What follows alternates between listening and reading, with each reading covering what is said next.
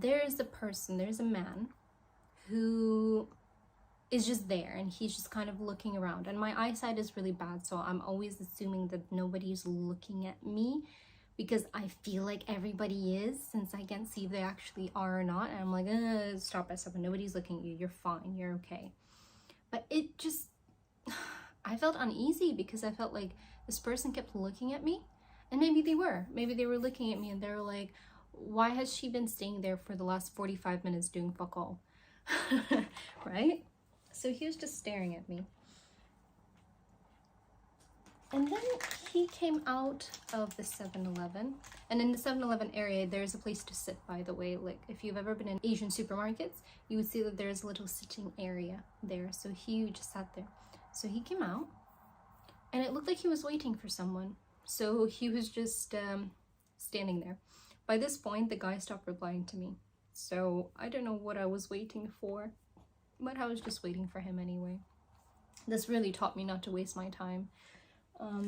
Remember, guys, your time's precious. Don't ever waste it on somebody who does not show up after 15 minutes, because you're never going to get that time back, and you're just going to waste it on something that really was not that important to that other person.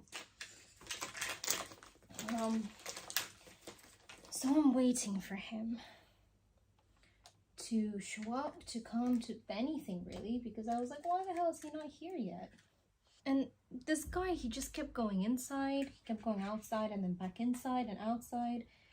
And I was like, I swear to God, he's staring at me. Like, I don't know what it is, but I think he's really staring at me. I'm like, am I going crazy? Am I going mental? My client has not answered me in a while, and this other guy just keeps staring at me and looking at what I'm doing. And that's when I remembered that conversation that I had with this very strange dude, or very strange person, right, a year ago. The one that I've said in the beginning. And I kind of started adding things up. Medical student. Speaks really good English? Yes. Really wants to meet me? Yes. When did my phone call start? When I started talking to that person. And that is the moment I literally freaking shat myself, because I suddenly became very aware of this guy. The fact that he's been here almost at the same time that I've been there as well. And he is most definitely staring at me. Like, I was like, this is not, I'm not making this up. There's no way. He is staring at me. And I'm just here waiting for this non-existent person, or maybe he does exist, but I'm waiting for a guy. And it's been way too long. I shouldn't be here waiting for him. And so I became very scared and very uneasy. I really did not know what to do with myself. Because, well, this guy didn't really make it easy. He just kept being very strange. He kept looking at me and then looking away and looking at me again and then looking away. And he kept going in and out of the shop. I thought, how crazy would it be if this guy, the same guy, is actually some kind of stalker, and he wanted to meet me this way. But, you know, he hasn't come out to say anything. Why isn't he? Is he just that awkward? But I didn't really want to risk it, because that whole behavior just threw me off completely. It was just not normal. I don't want to be judgy, but it didn't feel right. Like, my gut was telling me something is off. And the moment I started kind of moving forward and I wanted to go, from the corner of my eye, I saw that he moved as well. And he was moving towards me. So very nonchalantly, I kind of looked at my, phone, looked at my wrist, looked at my watch, took a step back. I just stayed there. I don't know why I didn't contact my parents at that time to come pick me up. That was really dumb of me. My next actions, I think, were really stupid, and I really shouldn't have done them. But I guess with this adrenaline, I was thinking of the way for me to get out of the situation. And so I looked at the road and I calculated how long it would take me to go from one side to the other, right? For me to cross the road and then kind of dash the quicker way home. And I could only do that when he goes back into the supermarket to sit down, to do whatever the hell he was doing, because if I do it at any other time, it would be dangerous for me, because I feel like he would follow me right away, or he would do something, I don't know, something weird, something bad. And so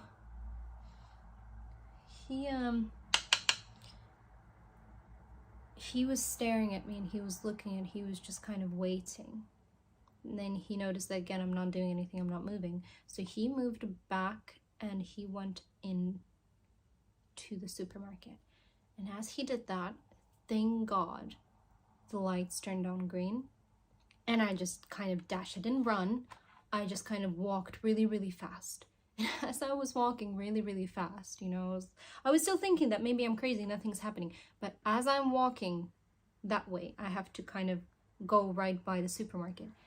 This guy turns around, he sees what I'm doing, and he had something, like he bought something, so he couldn't just leave, right?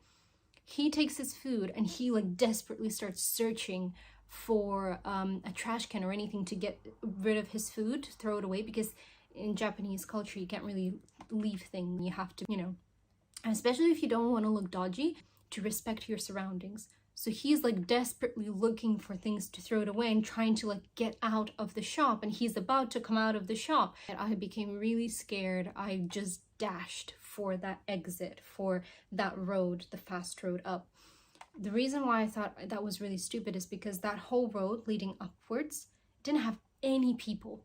I was praying to God that there would be somebody, but there was nobody. It was completely empty. So if he were to run after me and actually catch me, I had more of a better chance of surviving, so to speak, if you think about it in that kind of way, if I was inside the shop, or if I was just somewhere where there were tons of people, as opposed to going to the one place where there were literally nobody else there. So I ran, I dashed, and I really didn't want to look back. But as I'm looking back, I see him. He's right at the end of the road. And I'm just so scared, and I don't know what to do. My heart is like really going at it. I'm really scared. I walk really fast. I like literally run down. I'm trying to stay calm. I'm trying to be like, I'm not over exaggerating. I'm not overthinking this. But I'm telling you, in these situations, don't be stupid. If something is telling you that you need to run and go and you need to make a scene, then make a fucking scene, because that can be something that will save you in that moment, as opposed to you just being polite. I know that there's this book circulating around TikTok. I don't remember the name of it. I will put it here or link it here. I haven't read it. I'm planning on reading it, but I'm pretty sure that what they described there is exactly how I felt in this moment and what I should have done if I would have read that book. At that time or earlier when I was much younger, I would have known a much better way of handling this whole situation than I did at the time. I think I got really lucky because I ran so fast up the stairs, up again, kept running and running and running and running and running. Eventually, I couldn't see him anymore. And I didn't stop there, of course. I just continued running. I dashed all the way home. When I got home, I was just so scared of everything around me, because I really didn't know if he followed me, if he knew where I was, if he knew what's going on. But straight away, I finally made it home. My hands were shaking, everything was shaking. I closed the door, ran upstairs, locked myself in the room, went on that website and kind of, I don't remember, that's the thing, I think I deleted my profile. I don't know what happened, but I remember just looking at him and kind of seeing if there's anything else that he put, right? And guess what? His profile was deleted. It was freaking deleted. He was not there anymore. So whatever would have happened to me, they would have probably never been able to find him, because he was not there anymore. That's it. He was gone. After that experience, I don't know why, I just kind of really, it kind of shook me, and I wanted to forget about it right there and then. I was just like, my brain was not having it. So I didn't really think about it. Again, I couldn't. It just made me so stressed out to think about something could have happened. I would have never seen my parents. I would have never seen my brother. Um, they would have never known if something would have happened to me because I never even told them where I was going. Yeah. Moral of the story, always make sure to tell people where you are. As you can see, I'm not even close to finishing my makeup, so I'm just gonna do it really quickly. But of course, the one thing that continued after that is the phone calls. And they were so freaking frequent after that. Literally every single day I would get a phone call, sometimes twice a day, 3 times a day. It was getting very annoying. I was getting very frustrated with the whole situation. I don't know why I didn't. I think that was probably the time when I clocked that this guy could possibly be the same guy that keeps calling me every single day. Like, that's probably it. And I didn't think about it until then, but that really made me believe that that's probably him, who keeps messaging me all the time. I didn't reply. I would always turn off my phone when he called because it would just get that annoying and that awful. Really scary. I didn't want anything to do with this situation. So I avoided it as much as I could.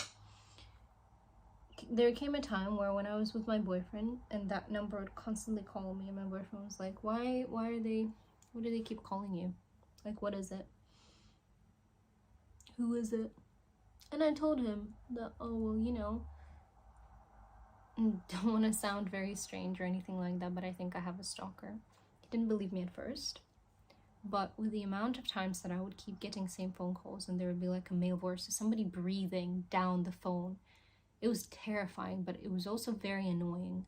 I really hope that they did not know where I lived, because that would obviously be awful, and to put my brother in danger, my mom in danger, that was something that really drove me to, I guess, be angry at the situation, be more scared of it, as opposed to me getting hurt. I did not want anything to happen with them. I look like a freaking panda. There came a time where I was with my boyfriend and these phone calls wouldn't stop, and he was like, you know what? Why don't I just answer the phone? Like, you don't need to answer the phone. I can answer it. So that they will really get a piece of their own medicine and they would stop calling you. So I thought, that's actually a genius idea. Why did you never do that? And so on another phone call, it was probably the 3rd time they were calling on the same day in literally the same hour, my boyfriend picked up the phone and he was like, who the fuck are you and why are you calling my girlfriend? Boom. Everything stopped. I didn't get any phone calls after that. Absolutely nothing. So I'm guessing that guy got scared, or he was thrown off at the fact that I had a boyfriend, and he just stopped calling me. And that was probably the happiest time of my life. I can happily say that after that, I've never gotten a stalker before. And the experience was absolutely freaking terrifying. So the one thing you should get away from this is always be alert.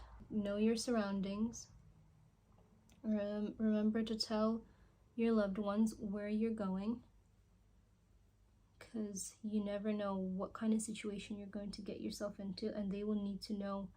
This could be between life and death. If they know where you are, they will know how to get to you and how to reach you, or in the worst case scenario, where to look for you if anything happens.